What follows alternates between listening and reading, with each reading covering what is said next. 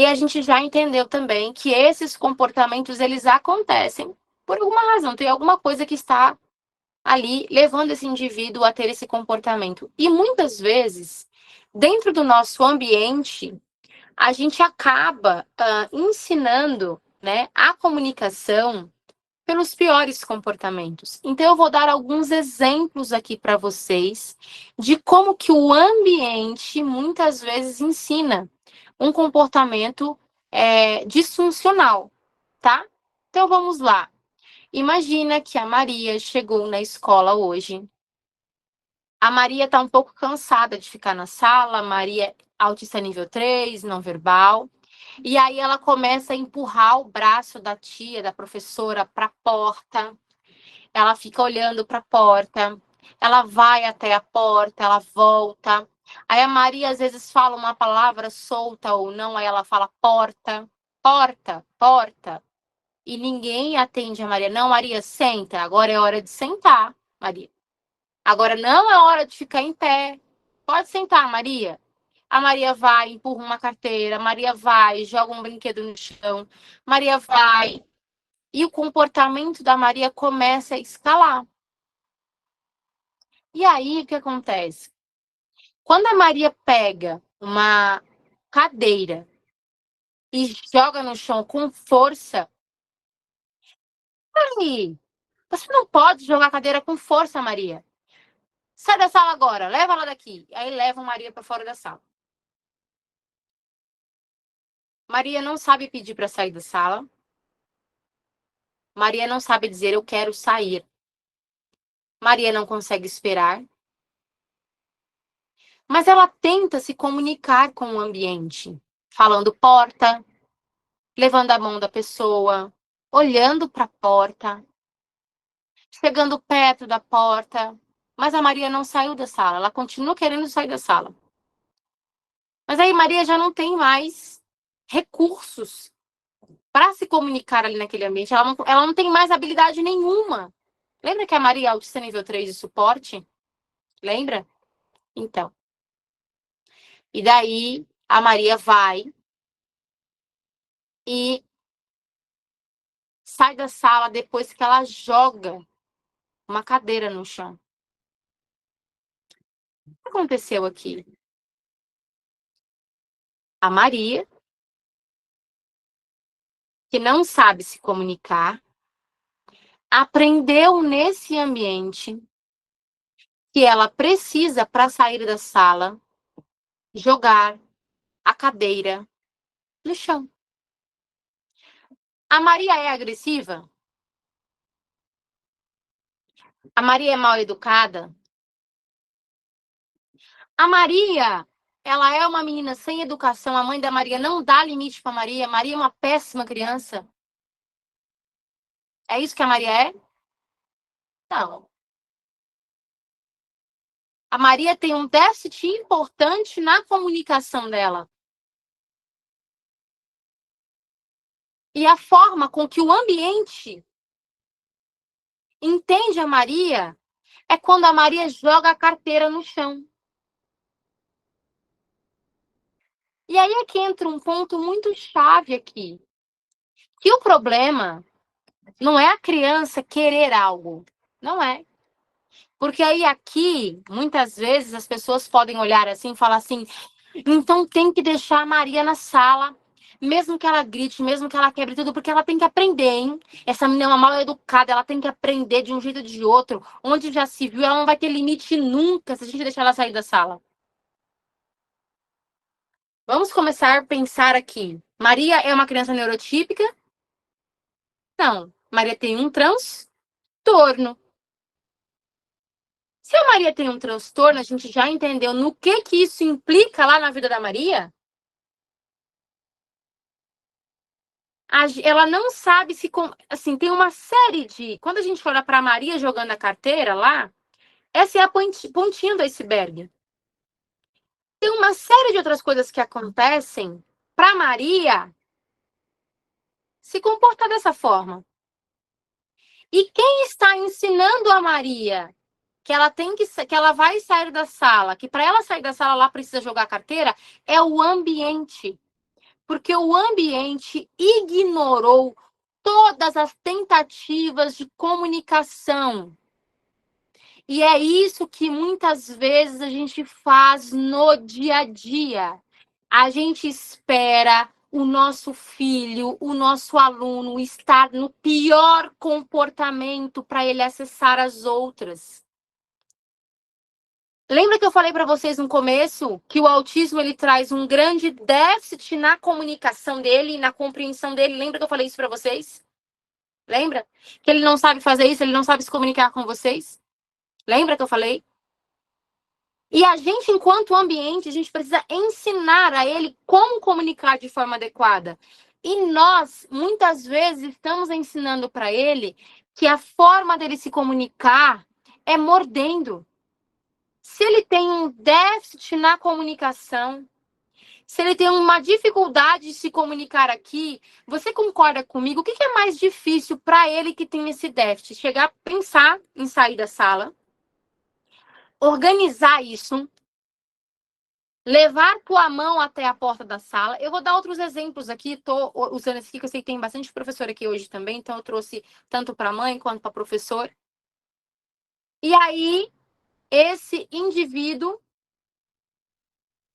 tem esse déficit. Então, assim, o que você acha que é mais difícil para ele?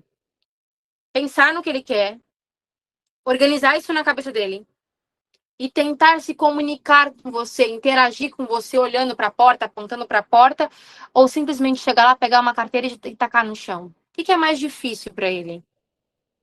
O que dá mais esforço cognitivo para ele?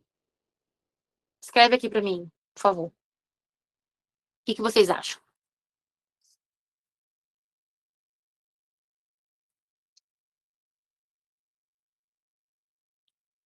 É mais esforço se comunicar ou é mais esforço para ele bater a cabeça na parede? Boa! Vocês estão muito afiadas. Se comunicar. Estão arrasando. Aí veja, ele fez o mais difícil. Ele tentou se comunicar com você. Essa comunicação surtiu efeito?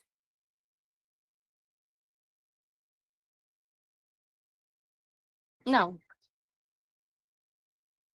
Numa próxima vez que ele quiser, que a Maria quiser sair da sala, o que a Maria vai fazer? Tentar se comunicar ou tacar a carteira no chão?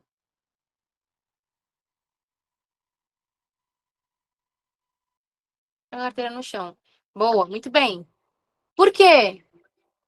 Porque esse comportamento traz o resultado mais rápido. É porque a Maria é ruim? É porque o ambiente ensinou para Maria. Aquela comunicação que você tenta fazer não serve de nada.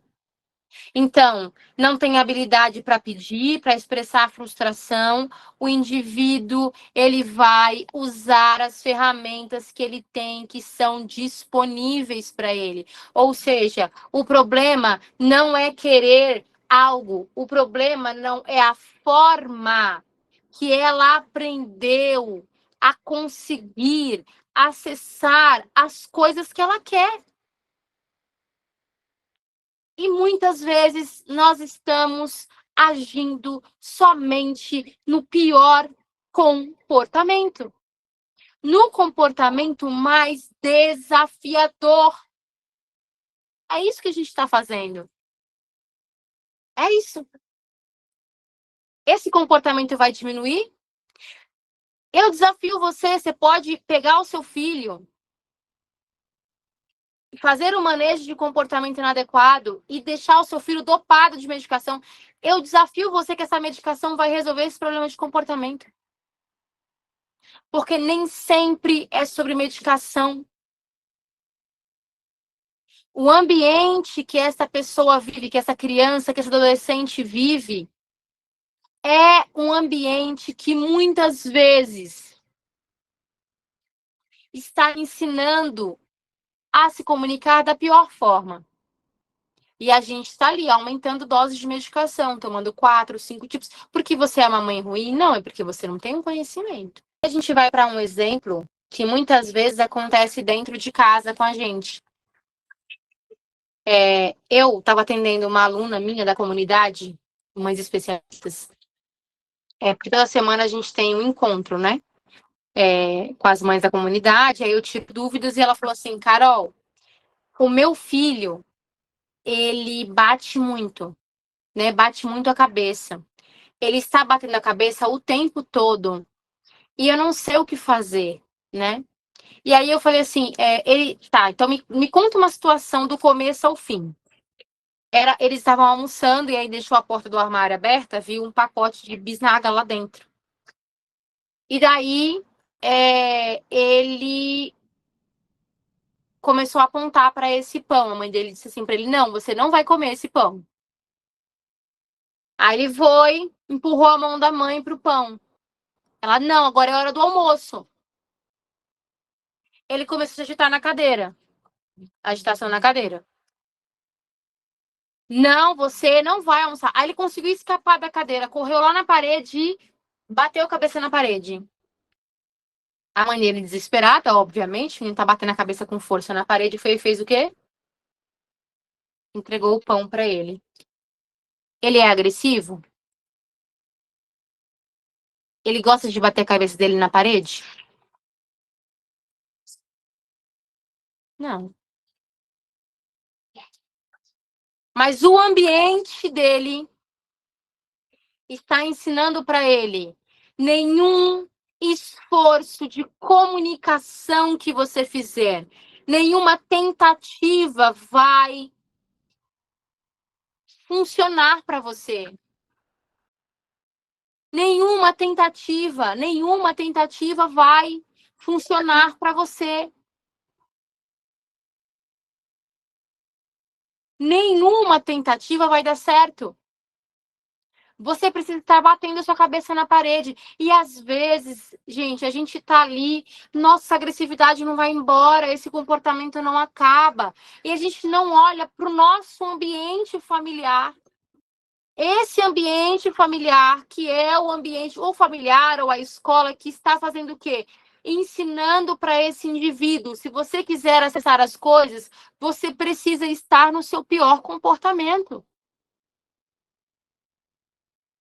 E eu quero que vocês levem em consideração, é um alto nível 3 de suporte, na casa dele não tem uma rotina visual para ele verificar a hora que é para comer, a hora que é para brincar, a hora que é para comer pão, a hora que é para comer almoço. Não há uma ordem familiar. E quando eu falo isso, eu não estou aqui dizendo, nossa, essa mãe é ruim, essa mãe é terrível. Não, é assim, vou deixar bem claro isso aqui, porque muitas vezes você pode começar a ter uma culpa sobre isso, né? Nossa, mas eu não sei, porque aqui em casa só funciona assim, enfim. É que você se preparou para ter um filho, não um filho com autismo. E é muito mais fácil você educar um filho que não tem autismo.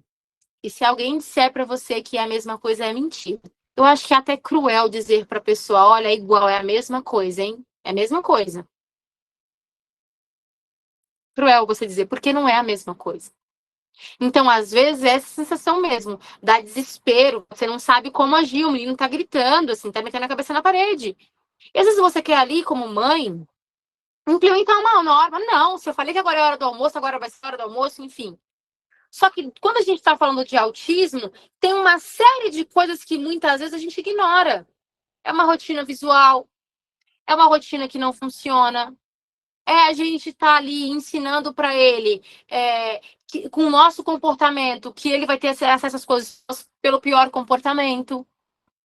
Uma outra aluna minha que eu estava dando uma orientação, o filho dela chegou perto dela, deu o controle. O controle já não estava bem, né? Já não estava legal aquele controle ali.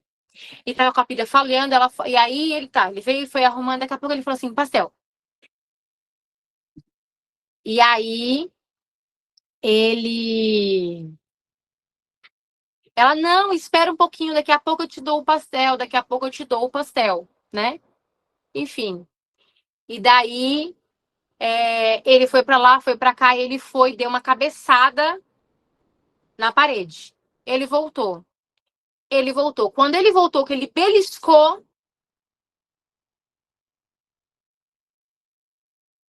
aí ela, tá bom, vou lá fazer o pastel. E aí foi e fez o pastel. Como é que a gente vai reduzir essa agressividade? Como? Se ele só está acessando aquilo que ele quer diante do pior comportamento. Aí você vai falar assim, Carol, mas não era hora do pão, era hora do almoço. Isso tá claro pra ele? Tem uma rotina visual que ele entende? Ou só tem um monte de imagem pendurada na parede lá e todo mundo acha que ele tá entendendo, não tá entendendo nada? Tá claro isso pra ele? Se a rotina não estiver clara pra ele, ela não serve pra absolutamente nada. Não serve. É como alguém chegar pra mim aqui e colocar um monte de coisa escrita em mandarim aqui na minha parede. Eu não vou entender, eu não vou seguir nada.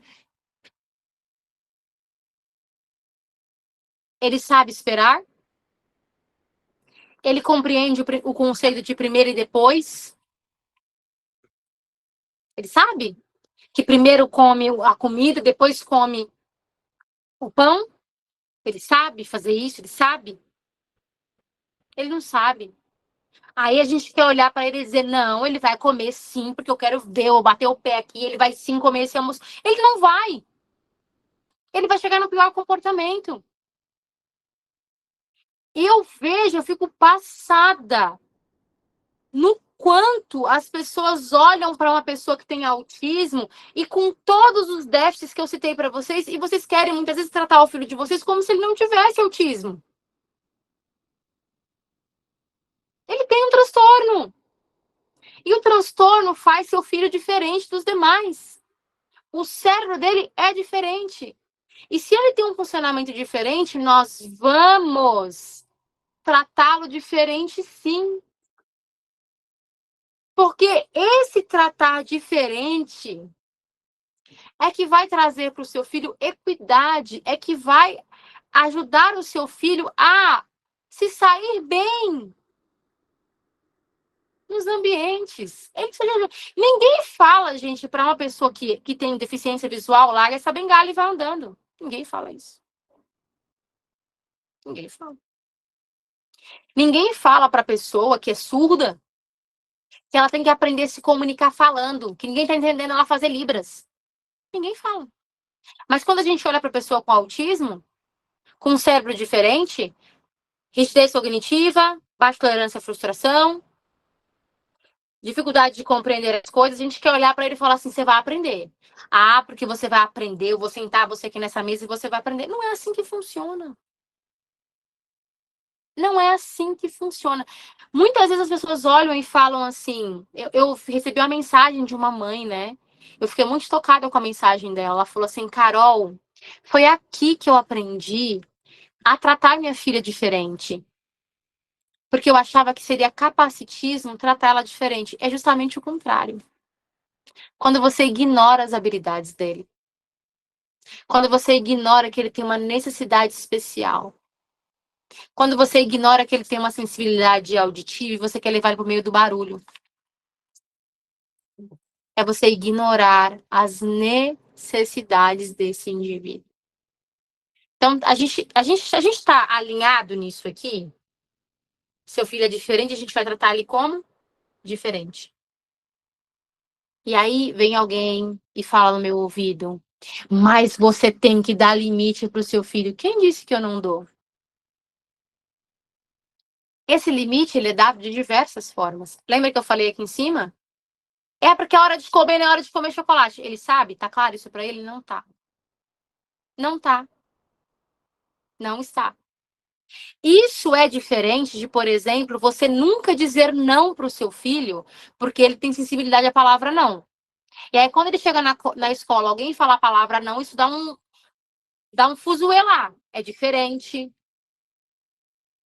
É diferente de você nunca quebrar a rotina dele, nunca adaptar para ele não se desorganizar e, de repente, ele chega na escola, muda um professor, ele se desorganiza completamente. Vocês entenderam que há uma diferença, né? Nisso que eu tô falando aqui. Certo? Só pra gente ficar bem alinhado nisso aqui. Tá bom? Então, qual que é a armadilha que a gente tá vendo aí? Né? A armadilha da escalada. Os comportamentos leves não funcionam, apenas a agressividade resolve o meu problema. É o que o ambiente está ensinando para o cérebro dele. Eu preciso estar muito irritado. Preciso estar muito bravo. Se eu olhar para o negócio, se eu apontar, eu não vou aprender.